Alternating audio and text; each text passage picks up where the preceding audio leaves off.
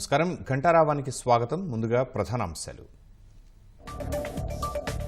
MLC అభ్యర్థుల ఖరారుపై చంద్రబాబు సుదీర్ఘ కసరత్తు. ఏ క్షణమైనా జాబితా ప్రకటించే అవకాశం.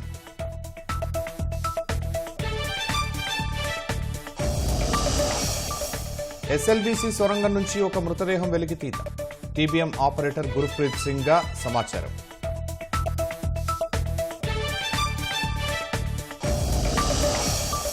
నెల్లూరు రూరల్లో ఒకే రోజు 105 అభివృద్ధి పనులకు శ్రీకారం.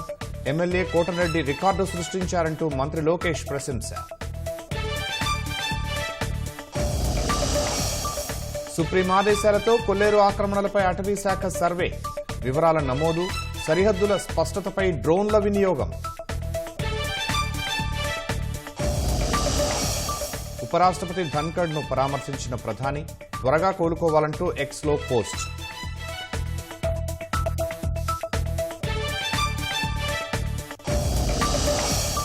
వాణిజ్య బంధం పటిష్టం కోసమే సుంకాలు తగ్గింపన్న భారత్. ట్రంప్ ఒత్తిడితో నిర్ణయం తీసుకోలేదని స్పష్టీకరణ.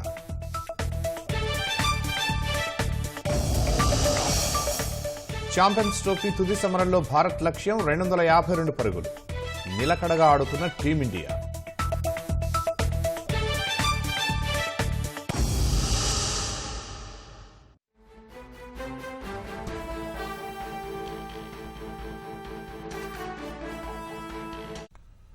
ఎమ్మెల్యే కోట, ఎమ్మెల్సీ స్థానాలపై చంద్రబాబు ముమ్మర కసరత్తు చేస్తున్నారు. అనూహ్యంగా తెర మీదకు బీజేపీ రావడంతో కొందరు తెలుగుదేశం నేతలకు అధిష్టానం నుంచి ఫోన్లు వెళ్లినట్లు తెలిసింది.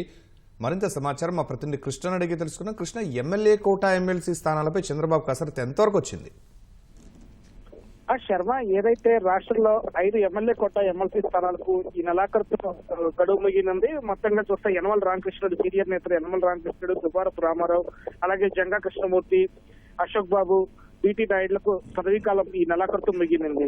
వీటికి సంబంధించి ఖాళీ అయ్యే ఈ స్థానాలకు సంబంధించి రేపటిలోగా నామినేషన్ దాఖలు చేయాల్సి ఉంది, ఈ నెల 10వ తారీఖులోగా. అయితే ఈ 5 స్థానాలు ఎమ్మెల్యే కోట కాబట్టి శాసనసభలో ఎమ్మెల్యేల బలాబలాలు బట్టి ఈ స్థానాలు దక్కుతున్నందున 124 స్థానాలతో పటిష్టంగా ఉన్న కూటమికే ఈ 5 స్థానాలు దక్కనున్నాయి. అయితే నిన్నటి వరకు కూడా ఏదైతే జనసేన 1, తెలుగుదేశం 4 స్థానాల సర్దుబాటుకు ఒక అభిప్రాయానికి కూటమి పార్టీల మధ్య బీజేపీకి ఈసారి దఫాలో అవకాశం ఇవ్వాలని చెప్పి నిర్ణయించారు. అయితే శాసన మండలిలో తమకు ప్రాతినిధ్యం లేనందున ఈసారి తమకు అవకాశం ఇవ్వాలంటూ బీజేపీ కూడా కొంతమేర సంప్రదింపులు చేసినట్లుగా తెలుస్తుంది. ఈ మేర బీజేపీ కూడా తాజాగా ఒక స్థానాన్ని కేటాయించాలని చెప్పి కూటమి నిర్ణయించినట్లుగా తెలుస్తోంది. దీని ప్రకారం చూస్తే జనసేన నుంచి ఇప్పటికే నాగబాబు నామినేషన్ దాఖలు చేస్తున్నారు. అలాగే మరో స్థానం బీజేపీకి ఇవ్వాలని నిర్ణయించినందున ఇంకా 3 స్థానాలు మాత్రమే టీడీపీ అభ్యర్థులు ప్రకటించాల్సి ఉంది. ఇప్పటికే టీడీపీకి దాదాపు 40కి పైగా దరఖాస్తులు అనేవి చేయాయి. ఎమ్మెల్సీలుగా తమకు అవకాశం కల్పించాలంటూ వివిధ ప్రాంతాల నేతలు నివేదికలు దరఖాస్తులు చేసుకుని ఉన్నారు. అయితే సుదీర్ఘ రిపోర్ట్ మధ్య అధినేత చంద్రబాబు ఫిల్టర్ చేస్తూ వస్తున్నారు. ఉదయం నుంచి కూడా ఈ కసరత్తు అనేది కొనసాగుతుంది. ఈ ఫిల్టర్ లో భాగంగా ఇప్పటికే కొందరు నేతలకు ఫోన్లు చేసి ఈసారి బీజేపీకి కూడా ఒక స్థానం ఇవ్వాల్సి ఉన్నందున కొందరికి సర్దుబాటు చేయలేకపోతున్నామని, 2027లో మళ్ళీ 7 స్థానాల వరకు ఖాళీలు ఏర్పడుతున్నందున ఆ జాబితాలో చూస్తామని చెప్పి ఒక హామీ అనేది అధిష్టానం నుంచి ఆశావహులకు వెళ్తున్నట్లుగా తెలుస్తుంది. ఇలా ఫోన్లు వచ్చిన వారిలో ఏదైతే పిఠాపురం మాజీ ఎమ్మెల్యే వర్మ పవన్ కళ్యాణ్ ఉన్నారో ఆయన పెద్ద ఎత్తున ఆశలు పెట్టుకున్న అవకాశం దక్కుతుందని వర్మకు పార్టీ అధిష్టానం నుంచి ఫోన్ వెళ్ళినట్టుగా తెలుస్తుంది. ఈసారి సర్దుబాట్ల కారణంగా బీజేపీకి కూడా తాజాగా ఒక సీట్ ఇవ్వాల్సి వస్తుందని ఇవ్వలేకపోతున్నాం అనే ఫోన్ పిఠాపురం వర్మకి వెళ్ళినట్లుగా తెలుస్తుంది. అలాగే మాజీ మంత్రిగా చేసి సీటు త్యాగం చేసిన జవహర్ కూడా ఈ మేర ఫోన్ వెళ్ళినట్లుగా తెలుస్తుంది.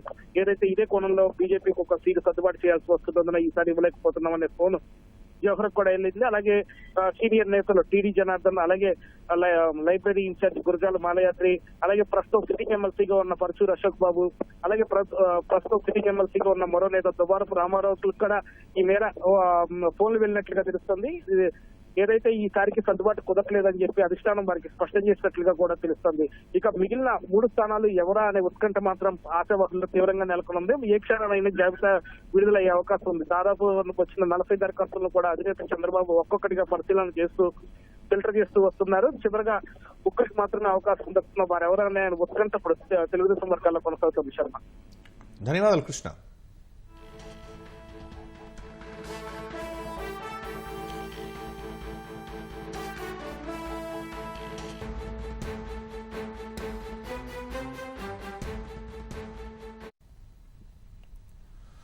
కొల్లేరు సరస్సులో ఆక్రమణలను ఉక్కుపాదంతో అణచివేయాలని సుప్రీంకోర్టు ఇచ్చిన ఆదేశాలతో అటవీశాఖ రంగంలోకి దిగింది. క్షేత్రస్థాయిలో ఆక్రమణలపై సమగ్ర సర్వే చేపడుతోంది. ఏలూరు జిల్లా గుడివాకలంక నుంచి ఈ సర్వే ప్రారంభించింది. ఆక్రమణల విషయాన్ని నిగ్గు తేల్చేందుకు, సమగ్రంగా వివరాల నమోదుకు, సరిహద్దులపై స్పష్టత ఇచ్చేందుకు డ్రోన్ల సహాయం తీసుకుంటున్నారు. కొల్లేరు సరస్సు సరిహద్దులను 3 నెలల్లోపు ఖరారు చేయాలని ఈ ఏడాది జనవరి 17న సుప్రీంకోర్టు ఆదేశించింది. కొల్లేరులోకి చెత్త, మురుగునీరు రాకుండా కఠిన చర్యలు తీసుకోవాలని రాష్ట్ర ప్రభుత్వానికి సుప్రీంకోర్టు నిర్దేశించింది. కొల్లేరులో ఆక్రమణలను తొలగించడంతో పాటు భవిష్యత్తులో పునరావృతం కాకుండా చర్యలు చేపట్టాలని స్పష్టం చేసింది. ఇదే సమయంలో మత్స్యకారుల జీవనోపాధికి అడ్డంకులు ఉండబోవని విషయాన్ని వివరిస్తూ వారికి అవగాహన కల్పించాలని సూచించింది. ఉన్నత న్యాయస్థానం ఆదేశాలపై ఉప ముఖ్యమంత్రి పవన్ కళ్యాణ్ క్షేత్రస్థాయిలోని పరిస్థితులను ఆరా తీశారు. ఈ తరుణంలో ఆక్రమణల వివరాలను సాంకేతికంగా నిగ్గు తేల్చేందుకు అటవీశాఖ సర్వే ప్రాధాన్యం సంతరించుకుంది.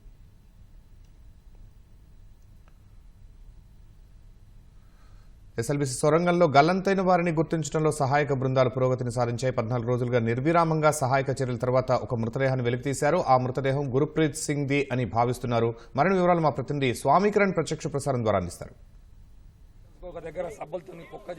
శ్రీశైలం సొరంగ మార్గంలో సహాయ చర్యలకు ఈరోజు పురోగతి లభించింది. ఈరోజు మొట్టమొదటి మృతదేహం అనేది బయటకు వచ్చింది. ఈరోజు D2 అనే ప్రాంతంలో తవ్వినటువంటి అధికారులు అక్కడ గురుప్రీత్ సింగ్ టన్నల్ బోరింగ్ మిషన్కి సంబంధించినటువంటి ఆపరేటర్ అయినటువంటి మృతదేహాన్ని ఈరోజు వెలికి తీశారు. ఈ మృతదేహం అంబులెన్స్ ద్వారా ప్రస్తుతం నాగర్ కర్నూలు జిల్లా ఆసుపత్రికి తరలించడం జరిగింది. అయితే ఇది గురుప్రీత్ సింగ్ సనిప్రీత్ సింగ్ అనేది ఇంకా డిక్లేర్ చేయలేదు. అక్కడికి తీసుకెళ్లిన తర్వాత ఆ మృతదేహాన్ని అంతా కూడా శుభ్రం చేసి ఆ తర్వాత కుటుంబ సభ్యులతో ఆయనకున్నటువంటి ఆనవాళ్ళన్నింటినీ కూడా గమనించి చివరికి వాళ్ళ కుటుంబ సభ్యులకు అప్పగిస్తారు. అక్కడ మృతదేహానికి సంబంధించి కుటుంబ సభ్యులకు అప్పగించిన తర్వాత వారికి అంటే 25 లక్షల చెక్కును కూడా ఆ కుటుంబ సభ్యులకు అప్పగించి అక్కడి నుంచి వాళ్ళ సొంత ఊళ్ళకు ఈ మృతదేహాన్ని తరలిస్తున్నట్టుగా మనకు తెలుస్తుంది. అయితే 15 రోజుల రెస్క్యూ ఆపరేషన్ తర్వాత ఈ ఫలితం అనేది మనకు వచ్చింది. 15 రోజుల పాటు NDRF, SDRF, సింగరేణి కాలనీస్కి సంబంధించినటువంటి వాళ్ళంతా కూడా రెగ్యులర్గా ఈ ఫాలోఅప్ చేసి చివరికి ఈ మృతదేహాన్ని వెలికి తీయడం జరిగింది. మొత్తానికి 15 రోజులలో మొత్తం NGRI వాళ్ళు 8 స్పాట్లు గుర్తించారు. ఈ 8 స్పాట్లలో 2 చోట్ల తవ్వారు. ఆ తర్వాత 2 చోట్ల తవ్వినా ఏం రాకపోవడంతో కేరళ నుంచి ప్రత్యేకంగా తెప్పించినటువంటి క్యాడవరీ డాగ్స్తో అన్వేషించారు. ఈ అన్వేషించినటువంటి జాగిలాలు కొన్ని పాయింట్లను సూచించాయి. ఆ పాయింట్లలో మనకు ఈ తవ్వకాలు జరగడం జరిగింది. ఆ తవ్వినటువంటి D2 అనే పాయింట్లో ఈ మృతదేహానికి సంబంధించినటువంటి అదేంటిది కాళ్ళు అంటే చేతులు వేళ్ళు కూడా నిన్న రాత్రి బయటికి వచ్చాయి. బయటికి వచ్చినటువంటి వెంటనే ఈ మృతదేహాన్ని చాలా నెమ్మదిగా తీయాలన్న ఉద్దేశంతో మృతదేహానికి ఎటువంటి ఇబ్బందులు కలగకుండా చాలా జాగ్రత్తగా రెస్క్యూ ఆపరేషన్ని నిరంతరాయంగా సింగరేణి కాలనీకి సంబంధించిన NDRF సంబంధించినటువంటి వాళ్ళంతా కూడా కొనసాగించడం జరిగింది. ఈ రోజు సాయంత్రానికి అంటే ఇంతకు ముందే ఒక హాఫ్ అన్ అవర్ ముందు ఈ మృతదేహాన్ని లోపటి నుంచి బయటికి తీసుకురావడం జరిగింది. అయితే అక్కడ మృతదేహాన్ని గుర్తించడంలో కొన్ని సూచనలు వాళ్ళు పాటించారు. ఆ మృతదేహానికి ఉన్నటువంటి హైటు అలాగే ఆయన వేసుకున్నటువంటి బట్టలకు ఉన్నటువంటి రాబిన్స్ అనేటువంటి గుర్తు, దీంతోపాటు వెంట్రుకలు, దీంతోపాటు కాళ్ళు, ఆ షూస్, వీటన్నిటినీ గుర్తించి మనకు వాళ్ళు ఈయన గుర్ప్రీత్ సింగ్ అయి ఉండొచ్చు అని చెప్పేసి వాళ్ళు చెప్పడం జరిగింది. ఈ గుర్ప్రీత్ సింగ్ సంబంధించినటువంటి వాళ్ళు గుర్తించడం జరిగింది. అయితే రెస్క్యూ ఆపరేషన్కి సంబంధించి మనతో పాటు రెస్క్యూ ఆపరేషన్ జనరల్ మేనేజర్ గారు ఉన్నారు. సార్ చెప్పండి, రెస్క్యూ ఆపరేషన్ ఎట్లా చేశారు, ఎట్లా బయటపడింది మృతదేహం? మేము గత 3 రోజుల నుంచి ఈ రెస్క్యూ ఆపరేషన్స్ని కొంచెం ఫాస్ట్ పేస్లో చేయడం మొదలుపెట్టామండి. మా సింగరేణి మేనేజ్మెంట్ మాకు స్పెషల్ ఇన్స్ట్రక్షన్స్ ఇచ్చారు, ఇక్కడికి వచ్చి హెల్ప్ చేయాలి, కొంచెం స్పీడ్గా పనిచేయాలని చెప్పేసి. సో మేము గత 3 రోజుల నుంచి మెయిన్గా ఫస్ట్ మెటల్ స్క్రాప్ అంతా తీసేసి మనకు ఎస్కేప్ రూట్ కరెక్ట్గా ఉండేటట్టు చూసుకున్నాము. అట్లాగే ఎక్స్కవేటర్ కూడా ముందుకెళ్ళేటట్టు చూసుకున్నామండి. దాని తర్వాత మనకు మన కెడవరీ డాగ్స్ వచ్చాయి. ఆ డాగ్స్ 2 ప్లేసెస్ మనకు D1, D2 అని 2 ప్లేసెస్ ఇచ్చాయి. ఆ 2 ప్లేసెస్లో తవ్వకాలు మొదలు పెట్టాము. మాతో పాటు ర్యాట్ హోల్ మైనర్స్ కూడా వాళ్ళు కూడా అసిస్ట్ చేశారు. దాని తర్వాత వాళ్ళ మనుషులు తక్కువ ఉన్నారు కాబట్టి మేము కూడా 2 హోల్స్ పూర్తిగా కంట్రోల్లోకి తీసుకొని, ఎందుకంటే స్టీల్ అది కటింగ్ అంతా ఉంది, సో అక్కడ మా అవసరం ఉంది కాబట్టి ఆ రెండింటినీ కూడా మేము కట్ చేసే తీయంగా నిన్న మిడ్ నైట్లో చేతి ఆనవాళ్ళు D2 దగ్గర కనిపించిందండి. అక్కడి నుంచి మేము కోషిష్ చేసి, కాకపోతే మనిషి మీద 7 లేయర్ల స్టీలు ఒకదాని తర్వాత వచ్చి ఉన్నది కాబట్టి అది కటింగ్ చేయడానికి మనకు తీసే దేహము కొంచెం కూడా డ్యామేజ్ కావద్దు, మంచి స్థితిలో ఉంది కాబట్టి ఆ మంచి స్థితిలోనే పట్టుక రావాలి అనే ఉద్దేశంతో ఇంకో 12 గంటలు టైం తీసుకొని మెల్లగా ఒక్కొక్కటి తీసి మేము తీసుకొచ్చామండి. మాకు NDRF, SDRF, railway demolition team Kazipet Warangal వాళ్ళు, తర్వాత ర్యాట్ మైనర్స్ ఇంతగా చెప్పాను, వీళ్ళందరూ మాకు సాయం చేశారండి. ఇది హైడ్రా కూడా చాలా బాగా పనిచేశారండి వాళ్ళైతే.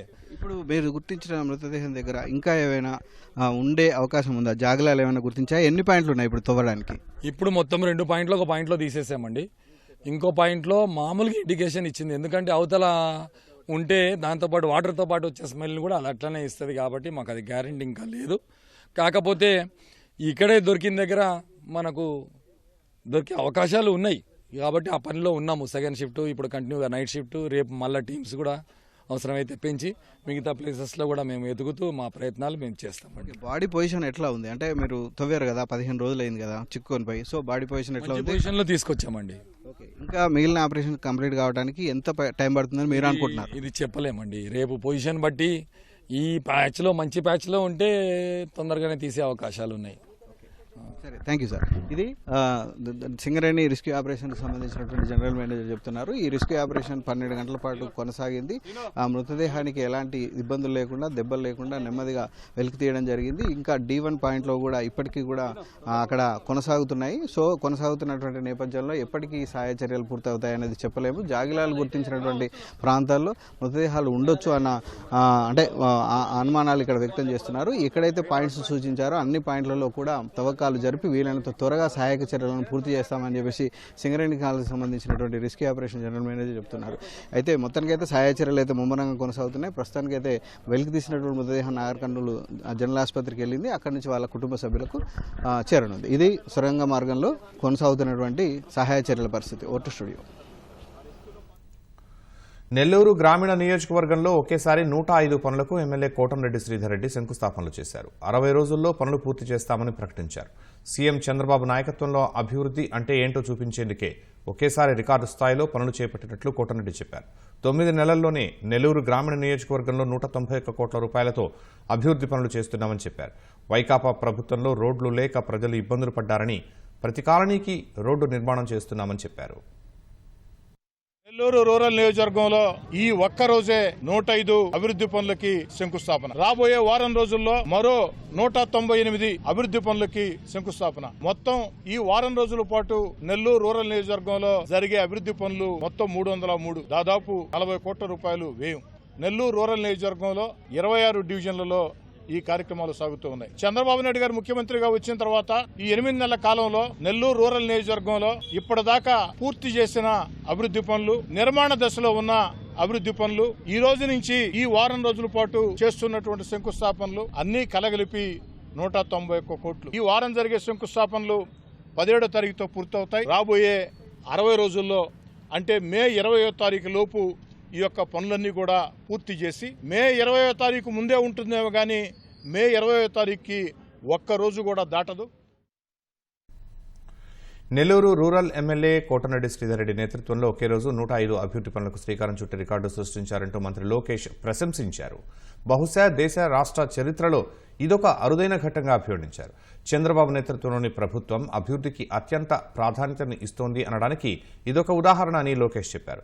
ప్రజాప్రతినిధులకు స్ఫూర్తిగా నిలిచిన ఎమ్మెల్యే కోటంరెడ్డికి మనస్ఫూర్తిగా అభినందనలు తెలుపుతున్నట్లు ఎక్స్లో పోస్ట్ చేశారు. జగన్ చేసిన అప్పులు తీర్చడం సంగతి దేవుడెరుగు. మరో 20 ఏళ్లు కూటమి ప్రభుత్వం పాలన చేసినా వడ్డీలు తీరవని మంత్రి ఆనం రామనారాయణ రెడ్డి ఆవేదన వ్యక్తం చేశారు. జగన్ పాలన రాష్ట్రాన్ని అప్పుల పాలు చేసిందని ధ్వజమెత్తారు. చట్టసభలపై జగన్కు గౌరవం లేదని ఆగ్రహం వ్యక్తం చేశారు. ఇంట్లో ప్రెస్ మీట్ పెట్టి ఆయన అడిగిన ప్రశ్నలకు చట్టసభల నుంచి జవాబు చెప్పడానికి మేము చట్టాన్ని అపహాస్యం చేసేవాళ్లం కాదని ఆనం అన్నారు. నువ్వు పత్రికా సమావేశం పెట్టి అడిగితే ప్రశ్నలు మేము శాసనసభలో సమావేశం చెప్పాలి. శాసనసభ ఏర్పడింది. అందుకే అక్కడ ఉన్నటువంటి శాసన సభాపతి వీళ్ళందరూ ప్రజాస్వామ్యబద్ధంగా ఏర్పాటు చేస్తే నువ్వు అడిగే ప్రశ్నలకి శాసనసభలో సమాధానాలు చెప్పడానికి ఏమన్నా కొత్త రాజ్యాంగాన్ని నువ్వు తయారు చేసావా? నీకు అసలు ఉన్న రాజ్యాంగం మీద విలువ లేదు. నీది ఒక రాజకీయ పార్టీ, ఆ పార్టీకి నువ్వు ఒక నాయకుడివి, ప్రజల తీర్పును అనుసరించలేని వ్యక్తివి. ఇవాళ శాశ్వతంగా ఈ యొక్క రాజకీయ రంగంలో నుంచి నీకై నువ్వు తప్పుకుంటే మంచిది. లేకపోతే ఈ రాష్ట్ర ప్రజానీకం ఒకరోజు ఆ ఒక్కటి కూడా లేకుండా నిన్ను పంపించే పరిస్థితి ఏర్పడింది. గత ప్రభుత్వం 10.5 లక్షల కోట్ల రూపాయలు దొరికిన దగ్గర 13%, 14% అప్పు తెచ్చినటువంటి మహానుభావుడు. ఇవాళ అసలు కట్టడం కాదు, ఈ కూటమి ప్రభుత్వం 20 సంవత్సరాలు పరిపాలన చేస్తే ఆయన వడ్డీ కట్టడానికి కూడా మనం సరిపోం.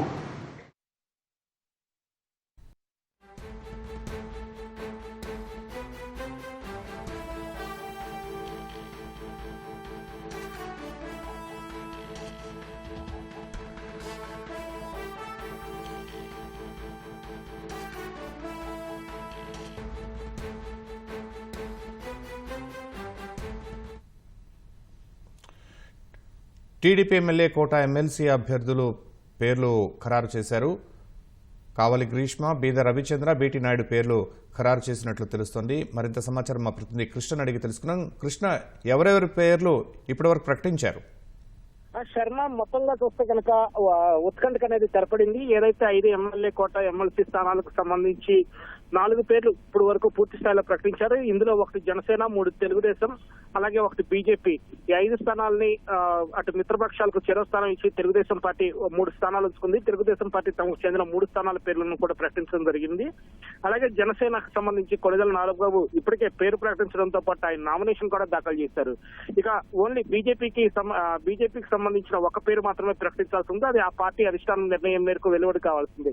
ఇక తెలుగుదేశం ప్రకటించిన 3 ఎమ్మెల్సీ అభ్యర్థుల వివరాలకు వస్తే కనుక బీదా రవిచంద్ర యాదవ్, అలాగే బీటీ నాయుడు, కావలి గ్రీష్మ, ఈ 3 పేర్లని ప్రకటించడం జరిగింది. 3 కూడా బడుగు బలహీన వర్గాలకు సంబంధించిన వారికి ప్రాధాన్యం కూడా తెలుగుదేశం నిర్ణయం అనేది తీసుకుందని చెప్పాలి. ఇందులో కావలి గ్రీష్మ ఉత్తరాంధ్ర ప్రాంతానికి చెందినవా, ఏదైతే మాజీ సభాపతిగా చేస్తున్న ప్రతిభా భారతి కుమార్తె కూడా ఎస్టీ మాల సామాజిక వర్గానికి ఈ మేర కావలి గ్రీష్మకు అవకాశం కల్పించారు. అలాగే బీటీ నాయుడు రాయలసీమ ప్రాంతానికి చెందిన నేత, ఇప్పటికే సిట్టింగ్ ఎమ్మెల్సీగా ఉన్నారు. ఈయన స్థానం రేపు ఈయన స్థానం కూడా ఖాళీ అయితే 5 స్థానాల్లో బీటీ నాయుడుకి ఒక్కరికే కొనసాగింపు ఇచ్చారు. అలాగే బీటీ నాయుడు కూడా ఏదైతే తెలుగుదేశం అధినేత, అలాగే నాటి ప్రతిపక్ష నేతగా ఉన్న చంద్రబాబు జైల్లో ఉన్నప్పుడు కూడా ఆయన న్యాయవాది కాడ కావడంతో అక్కడ కీలకంగా కూడా ఆయన వ్యవహరించారు. అలాగే రాయలసీమకు చెందిన బీసీ నేత కావడంతో ఆయనకి మరోసారి అవకాశం దక్కినట్లుగా తెలుస్తుంది. ఇక బీదా రవిచంద్ర యాదవ్ తెలుగుదేశం పార్టీ జాతీయ ప్రధాన కార్యదర్శిగా కూడా ఉన్నారు. ఆయన సీనియర్ నేత, గతంలో కూడా ఎమ్మెల్సీగా పనిచేస్తున్నారు. ఏదైతే గత 5 ఏళ్ల ప్రతిపక్ష కాలంలో నారా లోకేష్ ఎమ్మెల్సీగా ఉన్నప్పుడు ఈ బీదా రవిచంద్ర యాదవ్ కూడా అదే టీంలో ఉన్నారు. ఏదైతే 3 రాజధానుల బిల్లు అనేది సభలో ప్రవేశపెట్టేటప్పుడు కీలకంగా ఉన్న నేతల్లో బీదా రవిచంద్ర యాదవ్ కూడా కీలకంగా వ్యవహరించారు. ఏదైతే 3 రాజధానుల బిల్లును గట్టిగా మండలిలో ఇంకా కీలకంగా వ్యవహరించారు. ఒక సమయంలో శాసన మండలిలో ఒక ఘర్షణ వాతావరణం అనేది చోటు చేసుకుని నాడు మంత్రిగా ఉన్న వెల్లంపల్లి అన్నాడు అప్పుడు ఎమ్మెల్సీగా ఉన్న నారా లోకేష్ మీదకు దాడికి యత్నిస్తే బీదా రవిచంద్ర యాదవ్ అతను తీవ్రంగా ప్రతిఘటించిన విషయంలో కూడా ఆయన కీలకంగా వ్యవహరించారు. మొత్తంగా చూస్తే కనుక సీనియర్ నేత, ఎప్పటి నుంచో పార్టీలో ఉన్న బీదా రవిచంద్ర యాదవ్, అలాగే ప్రస్తుతం ఎమ్మెల్సీగా ఉన్న బీటీ నాయుడుకు మరోసారి కొనసాగింపు ఇవ్వడంతో పాటు అటు ఉత్తరాంధ్ర ప్రాంతానికి చెందిన ఎస్సీ మాల సామాజిక వర్గానికి చెందిన కావలి గ్రీష్మకు అవకాశం కల్పిస్తూ పార్టీ అధిష్టానం ఈ నిర్ణయం తీసుకుంది. శర్మ, ధన్యవాదాలు కృష్ణ.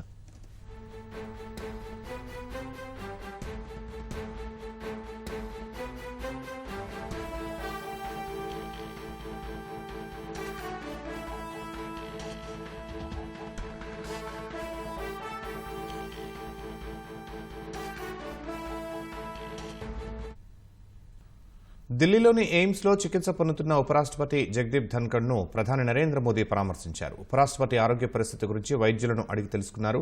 జగదీప్ ధన్కడ్ ఆరోగ్యంగా ఉండాలని, త్వరగా కోలుకోవాలని ఆకాంక్షిస్తూ మోదీ ఎక్స్లో పోస్ట్ చేశారు.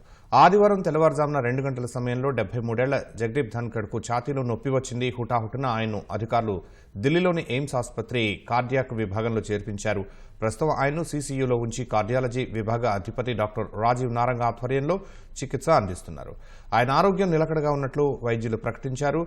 కేంద్ర ఆరోగ్య మంత్రి జేపీ నడ్డా కూడా ఎయిమ్స్కు వెళ్లి ఉపరాష్ట్రపతి ఆరోగ్య పరిస్థితి గురించి తెలుసుకున్నారు. అమెరికా అధ్యక్షుడు డొనాల్డ్ ట్రంప్ ఒత్తిడితో సుంకాల తగ్గింపు నిర్ణయం తీసుకోలేదని భారత వాణిజ్య శాఖకు చెందిన ఉన్నత స్థాయి అధికారులు స్పష్టం చేశారు. అభివృద్ధి చెందిన దేశాలతో ద్వైపాక్షిక ఒప్పందాల ద్వారా వాణిజ్య బంధాన్ని పటిష్టం చేసుకునేందుకే గణనీయంగా సుంకాలను భారత్ తగ్గిస్తున్నట్లు తెలిపారు. ఇప్పటికే ద్వైపాక్షిక వాణిజ్య ఒప్పందాల ద్వారా ఆస్ట్రేలియా, యుఏఈ, స్విట్జర్లాండ్, నార్వే వంటి దేశాలపై దిగుమతి సుంకాలను తగ్గించినట్లు గుర్తు చేశారు. ఐరోపా సమాఖ్య సహా బ్రిటన్తో అలాంటి దిశగా చర్చలు జరుగుతున్నట్లు వివరించారు. అలాంటి కోణంలోనే అమెరికా వస్తువులపై సుంకాలను తగ్గించినట్లు పరిగణించాలని, ట్రంప్ ఒత్తిడితో కాదని అధికారులు తెలిపారు. వ్యవసాయం మినహా దాదాపు అన్ని అమెరికా ఎగుమతులపై సుంకాలను తొలగించాలని అమెరికా భారత్ను కోరుతున్నట్లు సమాచారం. కాగా భారత్కు అమెరికా అతిపెద్ద వాణిజ్య భాగస్వామి. గత ఆర్థిక సంవత్సరంలో రెండు దేశాల మధ్య $118.2 బిలియన్ ద్వైపాక్షిక వాణిజ్యం జరిగింది. గూడూరు రైల్వే జంక్షన్ పరిధిలో హౌరా ఎక్స్ప్రెస్ కు పెను ప్రమాదం తప్పింది. గూడూరు అడవయ్య కాలనీ ప్రాంతంలో రైలు పట్టా విరిగింది. స్థానికుడైన సునీల్ రైలు పట్టాలు విరిగి ఉండటం గమనించి వెంటనే ఎరుపు వస్త్రాన్ని చూపుతూ ఆ మార్గంలో వస్తున్న హౌరా ఎక్స్ప్రెస్ లోకో పైలట్ను అప్రమత్తం చేశాడు. లోకో పైలట్ వెంటనే రైలును ఆపివేశాడు. పెను ప్రమాదం తప్పడంతో అధికారులు, ప్రయాణికులు ఊపిరి పీల్చుకున్నారు. సుమారు గంట పాటు రైళ్ల రాకపోకలకు అంతరాయం ఏర్పడింది. విరిగిన రైలు పట్టాను రైల్వే సిబ్బంది మరమ్మతులు చేయగా హౌరా ఎక్స్ప్రెస్ ముందుకు కదిలింది.